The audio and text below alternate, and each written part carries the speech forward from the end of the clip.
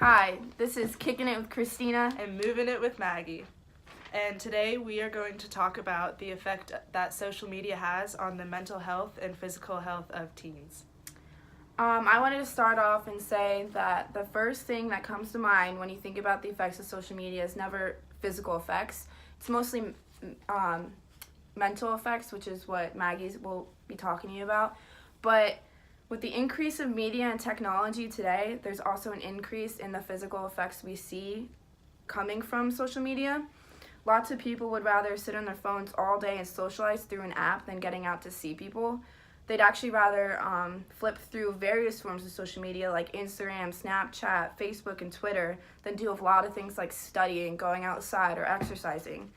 And for most people, going outside and exercising is the only thing that helps their mental health and physical health, I meant.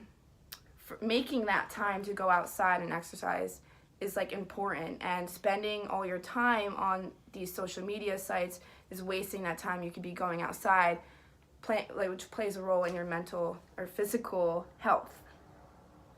Social media platforms are becoming increasingly better at getting you addicted to their sites and finding new ways to pull you in and making you stay on them longer. Facebook, for example, when you watch a video, videos below will pop up that are similar to that video, and you'll continue to watch it, for hours maybe, because they'll just play and play and play. And I've done this before. I'll be sitting in my bed and just watch Facebook videos, and I'll catch myself with minutes going by, hours going by. It's pretty addicting.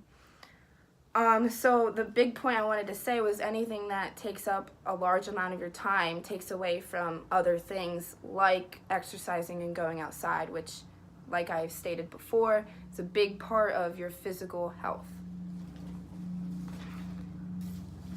Currently, I don't know if you guys knew this, but there's actually a scale for Facebook that tells you how addicted you are. It's called the Bergen's Facebook Addiction Scale. It was developed in Bergen University in Norway. Why don't we take that test right now, actually, Maggie? All right. And we can actually have her take the test and see if she's addicted to Facebook or not. Okay.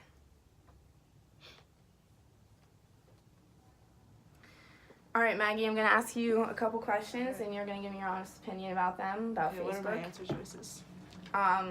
Here, you can see it here. The answer choices are very rarely, sometimes, often, and very often. So let's start off. How often during the last year have you used Facebook in order to forget about personal problems? I'm going to say often. Often. How often during the last year have you spent a lot of time thinking about Facebook or planned use of Facebook? Very often, I think. How often have you used Facebook so much that it has had a negative impact on your job/studies? Oh, God. Often. How often during the past year have you become restless or troubled if you have been prohibited from using Facebook? Sometimes. How often have you felt an urge to use Facebook more and more? I don't really know, how to answer that. Do I feel the urge to use it more? So, throughout the day, do you, when you're sitting in class, do you think you need to go on Facebook and use it and watch those videos for hours? I'll say sometimes. Sometimes. How often have you tried to cut down on the use of Facebook without success? I'm just going to say sometimes as well for that one. So let's see our results. I don't think... I love being locked out of my room. You have 6 items answered as sometimes, often, or very often, and a score between 4 and 6 can hint towards Facebook addiction. So I don't actually have one, I have a hint. No, you're definitely Facebook addicted. Well, better luck next time. No, I don't think it's changing. So the fact that we have a scale for Facebook addiction, I think, leads more towards the point that the effect of social media has become so big that we're creating scales to determine how addicted you are to to social media. Because on your iPhone you even have the screen use app where it shows you how long in a day you've used each app. And I'm not gonna lie, I use like my phone for at least 6 hours I of the know. day. I sit at night and I see that, like when you scroll over, Yeah, I you get can the see little notification. you can see what your average amount is on screen time, and I find myself getting it higher and higher, and I'm trying to It reduce does it. increase. But we can, like with those apps, we in society knows that it's becoming a problem, that you're spending too much time on social media than you are with other things in your life, like exercising, like getting outside, like doing those things that help physical health. Going in depth more with the physical effects of social media, you can, in more severe cases, you can get carpal tunnel, which is numbing and tingling in your wrist, hand, and arm caused by a pinched nerve. And when you're online and typing and using your hands a lot, you can get carpal tunnel, so that's also another effect. You can have eye problems from staring at that screen too long, which there's a lot of people out there who spend their entire days on social media, and that can cause eye problems and lots of stress. Social media can cause stress. Maggie, if you wanted to talk about the mental effects, we can take it to you. Okay, so many studies show that social media can lead to anxiety, depression, and feelings of isolation. So one of the ways it can lead to these feelings is sleep deprivation. So when you're on your phone at night, you can get caught up, like Christina was saying, like going through many videos, getting interested in different things, and that can keep your mind awake when you're thinking about something you just saw that was interesting. And that if you are sleep deprived, that just correlates with depression, anxiety, and isolation, so that it's in itself can just lead to those, or it correlates with those feelings.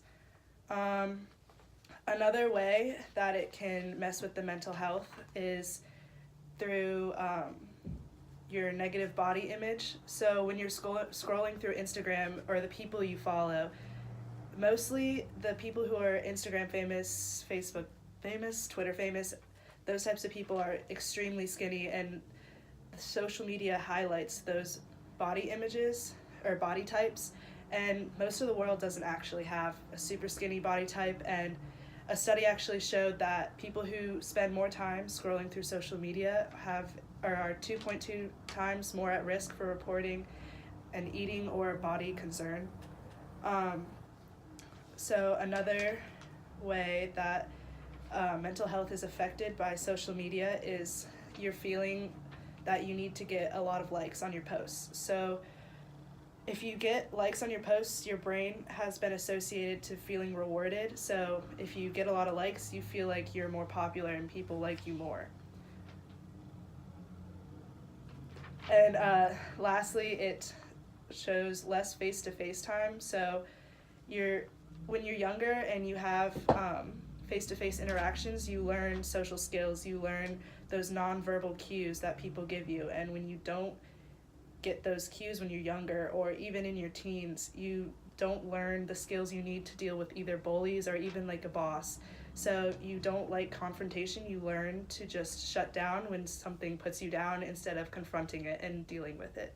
So a way this can affect you in the future is when you settle for a job or some sort of pay that isn't necessarily what you deserve or what you want, just because you don't want to confront something and you don't have the skills to learn to get past that.